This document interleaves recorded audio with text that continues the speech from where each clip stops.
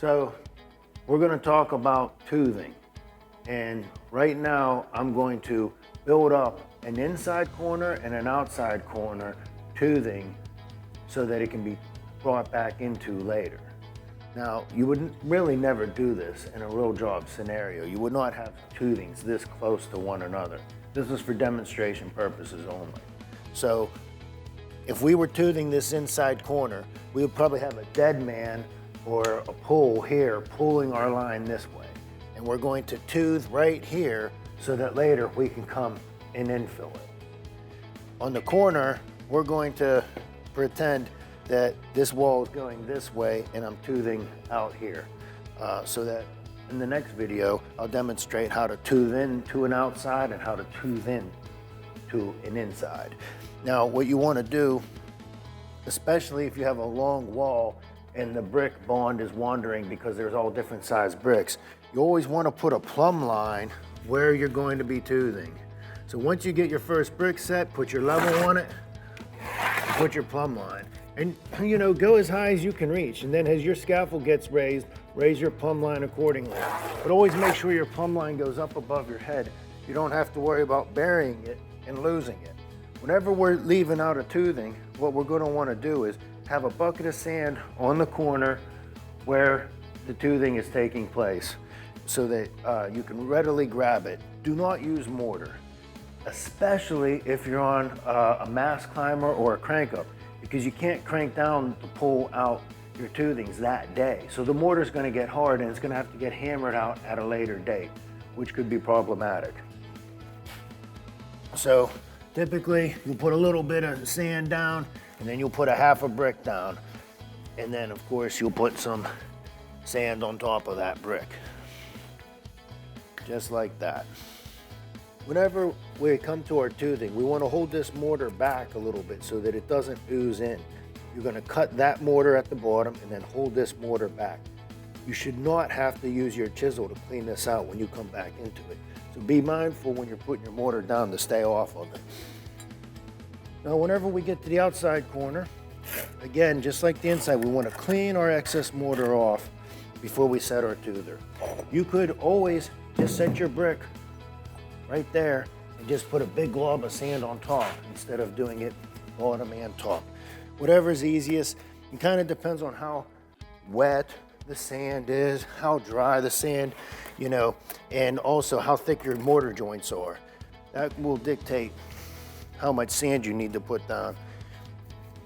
Of course, I don't actually have the line set to the correct height because nothing's happening on the other end of the line, and this is just demonstration. Always hold against your corner when you're putting pressure on it.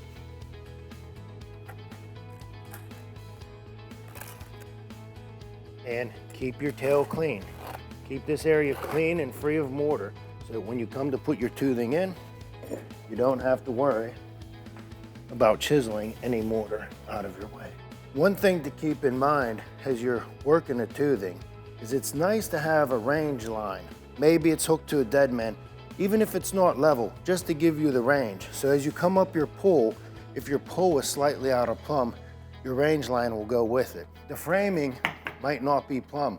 We might have something we have to hit at the top. It's not uncommon for us to have to intentionally run a wall 1/2 inch out of plumb. In fact, it's uncommon to make the wall plumb. Typically, the framing, the steel, everything's got a little bit of twist and give to it. We kind of have to still hit our windows and everything correctly, so we have to move with the framing to a degree. We could correct some of it, but not all of it.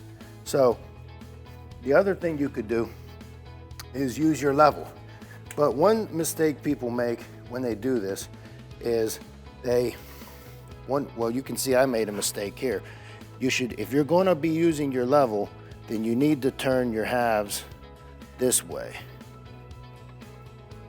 That way they don't stick out in the way of your level. Whenever you can hang a line to range, that's preferable, but when you can't, make sure you have your halves turned the long way into the wall so that you can plumb it. But don't exactly plumb it.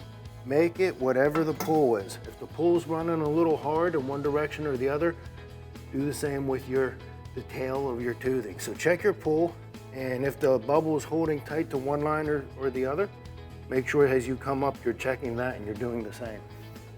Whenever you finish at the top for the day, rack away from both your toothings. Never finish with a toothing. Always leave one off or rack back the last course or so. Okay, now we're going to tooth in to our corners.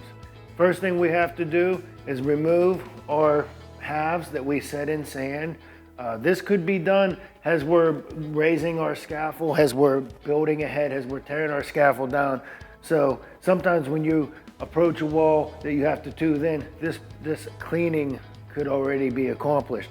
It's favorable if you can do that because any mortar that oozed in will still be wet and you can cut it out with your trowel. But a lot of times when we're cranking up on scaffold, there's no opportunity to pull your toothing at the end of the day. So the thing you want to do is give a couple taps, stack up your halves, especially if you're moving up. Save your half, just keep bouncing them up so that you're not wasting truckloads of brick on the project.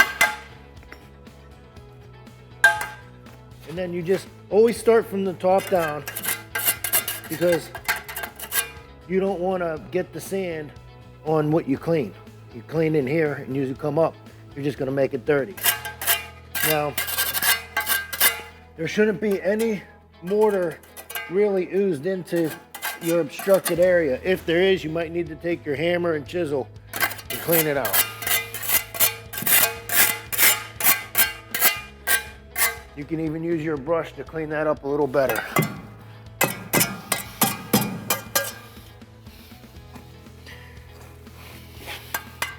Okay, now I'm going to tooth in on an outside corner, and in real life I would have a line hung here and I'd be following that.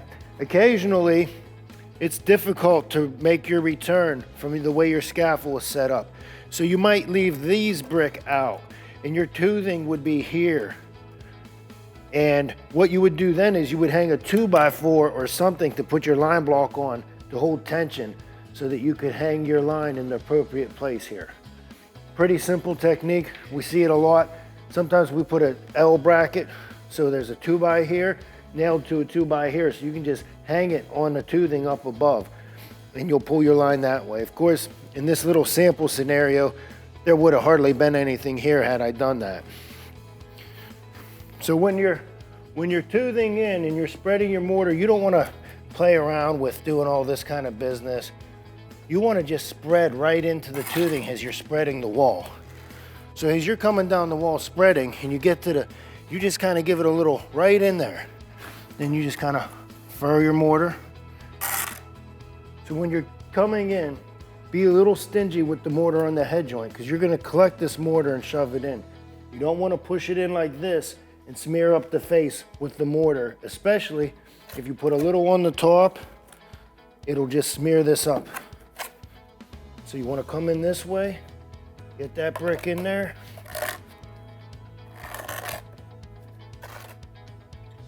Got a nice full joint. Now, what a lot of people will do is they won't tooth this in. They'll be worried about keeping up with everyone else on the wall. But before you lay your next course, one technique to keep from smearing up the face, especially if it's a textured brick, you can come in this way and push your toothings in as deep as you can. Because what my tool is doing now is it is not smearing up the face. But you can point in this way, especially if you're pointing in after the fact. Just want to be nice and neat. Hold your trowel right in position, work right off of it. Be careful not to smear. You want your tucker to be slightly smaller than the joint you're dealing with. And you just want to keep packing it in. I know you're going to lose a bunch in the holes of the brick. That's what locks the brick together.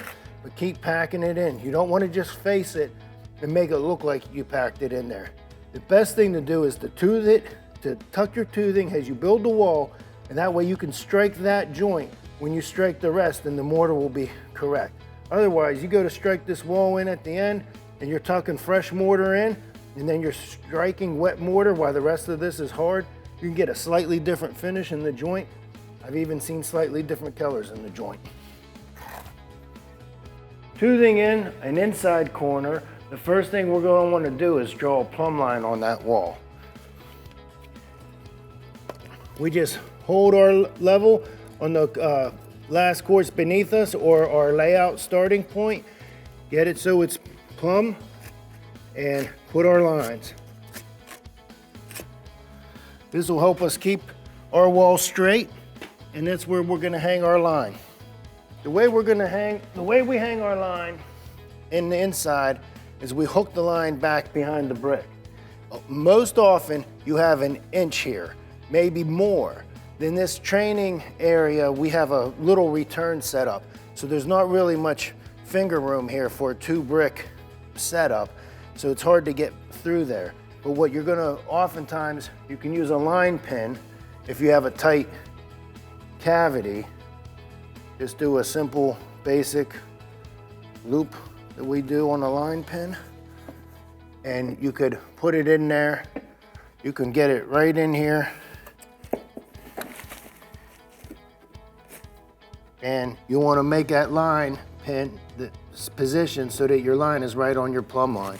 And then you can do the same thing when it's time to come up top. You come up top like this, and you position it so that your line is with this line, but it's also level with this course here. And then you can just follow that. Sometimes what we like to do, instead of messing with a short pin, especially if we have enough cavity to get around, we take a piece of, this is just a piece of door wall that I cut off, and we just do the same knot. And you'll feed that through your toothings, like such.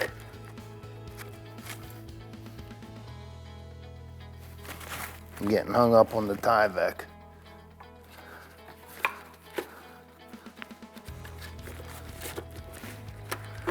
Okay, I'll do it on the top one for this demonstration, but you can see it's much easier to do it here and then just simply raise it up. It goes much quicker because the piece of metal is long enough that in both scenarios it's hitting the top and the bottom. Then what you do after you run the line, you leave this brick out until you raise your line, and then you fish your stick around the toothings, or you pull the pin out, raise it, and then you infill your last brick. Whenever you're spreading an inside corner, you can, when you're coming this way, spread into it just like I showed on the other side. But in this case, you're coming out, and this can be on an outside corner. When you're spreading, I'm right-handed, so I'm spreading this way. So start in there whenever you do your spread. Don't spread normal and try to throw a hunk of mortar in there. Spread like you normally would, starting inside, pull out. Put a little mortar here before I go in. This is tight, so it's a little difficult to do that. Sometimes you want to forego it, but hold away so you don't smear up the face. Then after you get it in, then squeeze your joint. When it's time to raise the course, you have to tuck your mortar in here, because once you lay this course, you can't do it later. So you have to do it as you go. Just throw a big glob of mortar right on your corner and pack it in. You don't have to worry about smearing this up because you're laying a course of brick here. So you don't have to be so meticulous. Fast and furious is the key on this move. So I can even throw a little bit more in there, but pack it full before you lay your next course.